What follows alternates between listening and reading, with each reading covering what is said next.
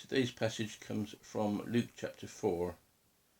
When Jesus, full of the Holy Spirit, returned from the Jordan and was led by the Spirit into the wilderness for 40 days, being tempted by the devil. And he ate nothing during those days. And when they were ended, he was hungry. The devil said to him, "If you are the Son of God, command this stone to become bread." And Jesus answered him, "It is written, man shall not live by bread alone, but by every word that comes from the mouth of God." And the devil took him up and showed him all the kingdoms of the world in a moment of time, and said to him, "To you I will give all this authority and their glory, for it has been delivered to me, and I give it to whom I will. If you will then worship me, it will all be yours." And Jesus answered him, "It is written, you shall worship the Lord your God, in him only shall you serve." And he took him to Jerusalem, and set him on the top of the temple, and said to him, "If you are the Son of God, throw yourself down from here, for it is written, he will command his angels concerning you to guard you, and on their hands they will bear you up, lest you strike your foot against a stone." And Jesus answered him, "It is said, you shall not put the Lord your God to the test." Now Jesus was fasting for 40 days, which is something that Moses did in the Old Testament.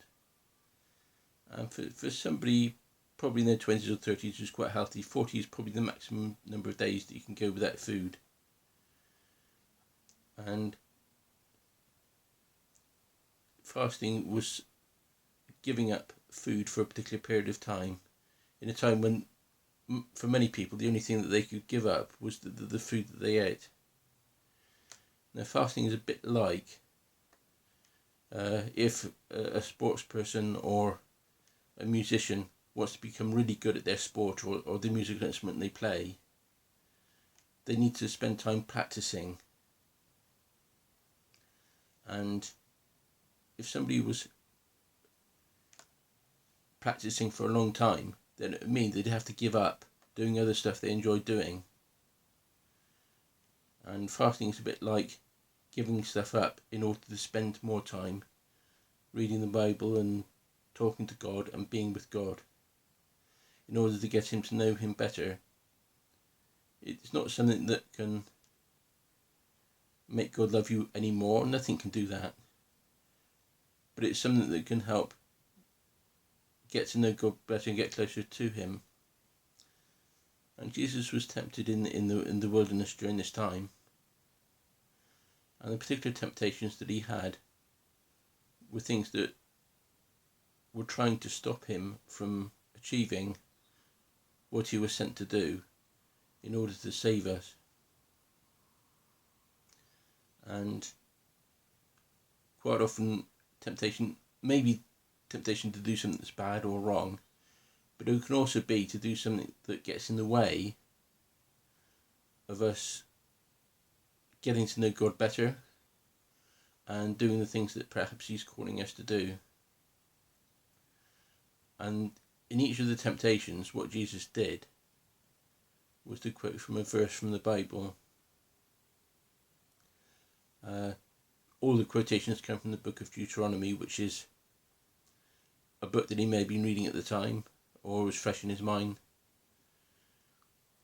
But the important thing is that the more we spend time reading the Bible and praying and getting to know God, the more we can recognise what is from God and what isn't. And that's a very important thing to learn.